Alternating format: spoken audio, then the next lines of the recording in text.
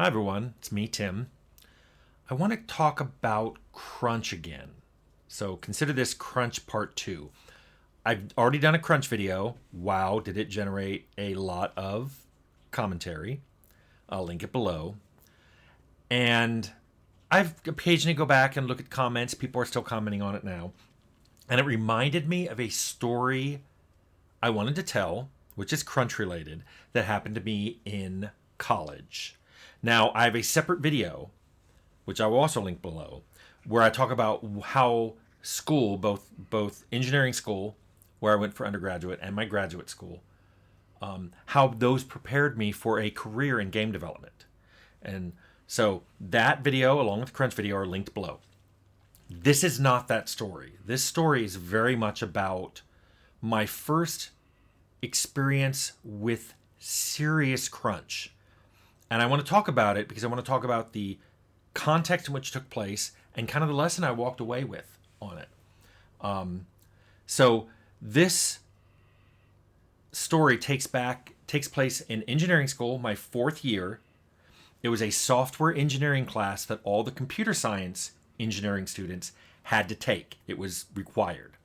So to give you an idea, this means it's all fourth year computer science engineering school students with 3 years of classes behind them, tons of prerequisites. You were prepared for this class, you knew it was coming, it was unavoidable, and we all had very similar schedules. So just to let you know, it wasn't like somebody was taking a bunch of other classes that another engineering school student wasn't.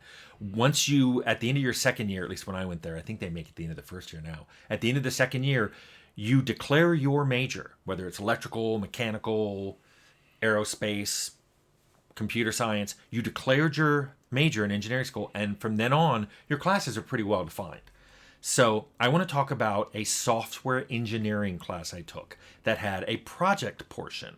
Now let me give you an overview of the project.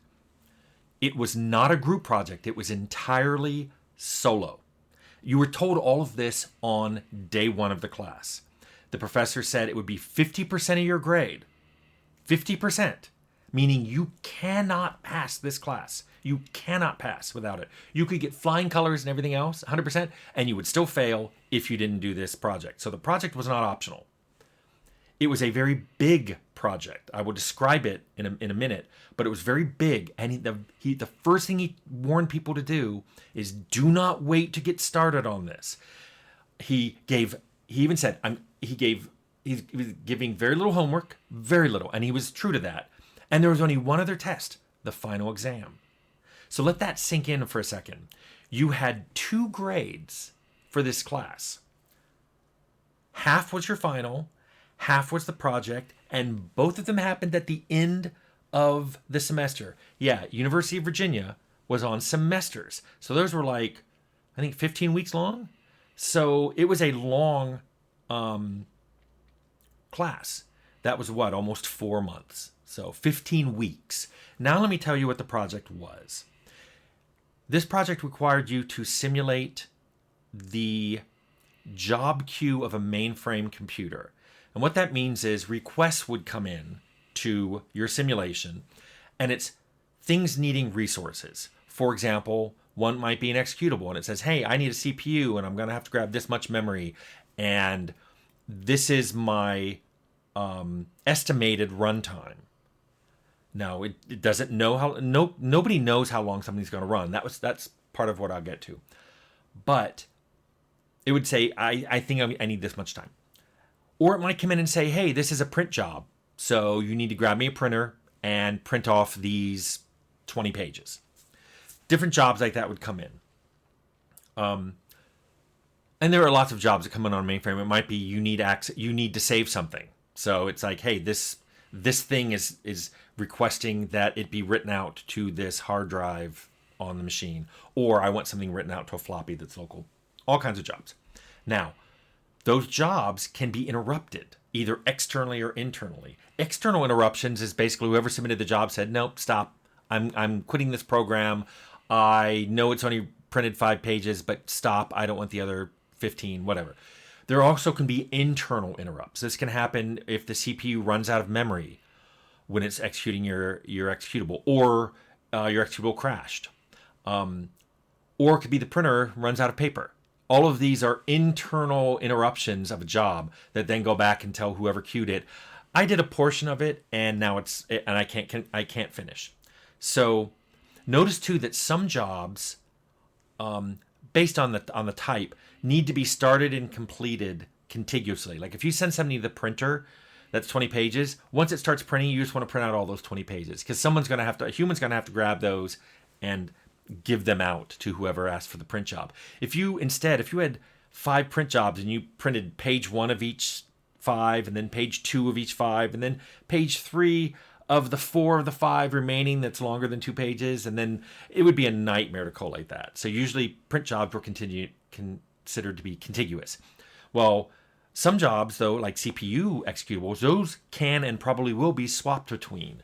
And what that means is you'll be running part of an executable, and then it has to give up the CPU for another executable to start running. And there is a cost to do the switch. That is called the context switch. And that's usually done as a fixed amount of time to put away the job that's currently running and put a new job on the CPU. So that was what you had to do. And you had to get this simulation working. And the simulation was to test different scheduling techniques for these jobs. There's a whole bunch of scheduling techniques in software engineering. For example, one of them is shortest job first. You basically take whatever job is estimated to be the shortest total duration, and you schedule those to run first. Now compare that to shortest remaining time first, where you look at each job, how long you think it will take, but then you subtract how long it's already taken. So if it's already been swapped out once and there's only like 100 milliseconds remaining, then it gets to go before something else. Even if the other thing has a total runtime that's smaller than it has a smaller amount of time remaining. That's another one. Some of them are longest. Do your longest jobs first. Others are ones that will use the fewest amount of resources. So this executable takes a little longer, but it will use less memory. So you schedule it. There's basically a lot of different ways you can do. And the professor provided all the scheduling techniques he wanted you to code and simulate. Because what he would do is, you were told when you submitted your simulation, you just gave the executable. He would then run it on input data that simulated a bunch of different jobs being requested.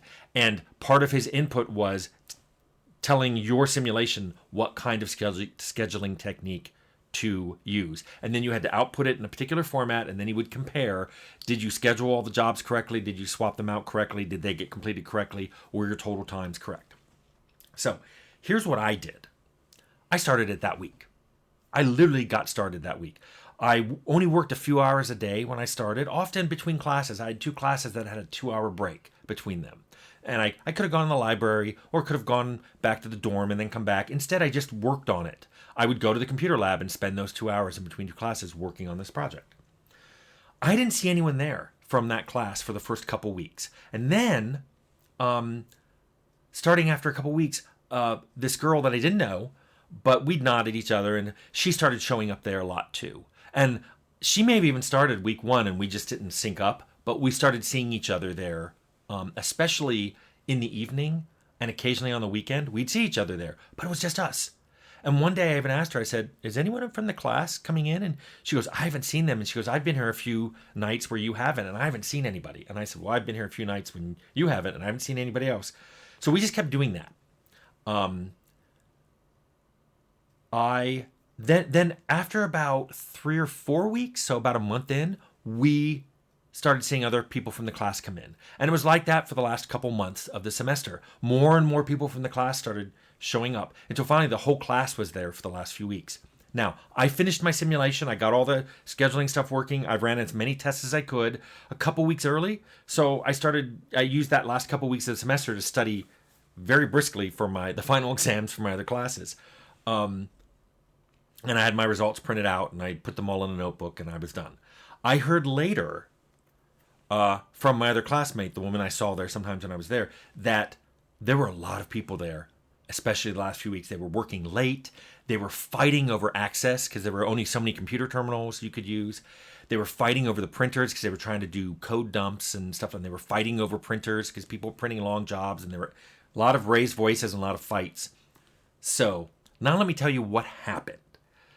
We had the final exam. And that was when you showed up for the final exam, you turned in your program. And the way you did that was you basically gave something to the professor and it gave him permission to run the executable, which was in your account. When we had the final meeting, which was to talk about the final exam, the professor reported that over half the class turned in a completely non-functional simulator.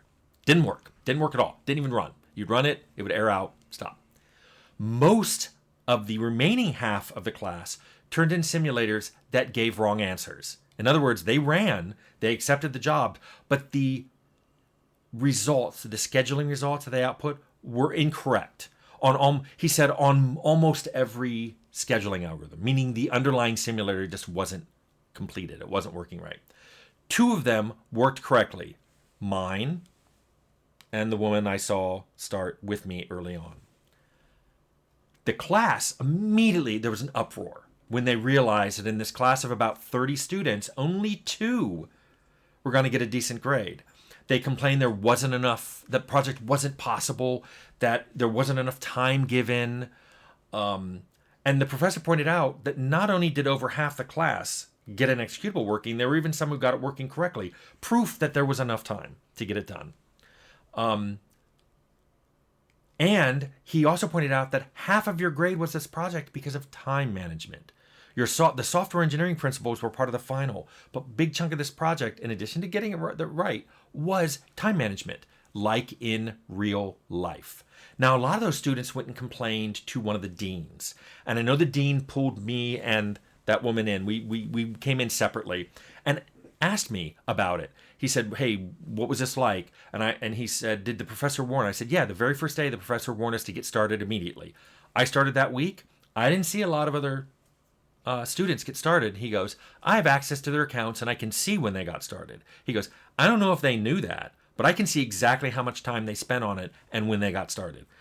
And he goes, you're right. A lot of them didn't start early. But he said, so the professor warned you? I said, he warned us it would take a long time. He warned us to get started early. He even said that he wasn't going to give much homework. And he did. He barely gave any homework. Most of it was like, I recommend you read this because you won't understand the lecture next week unless you read this. He gave far less homework than the other classes because he said, I want you to be working on the project.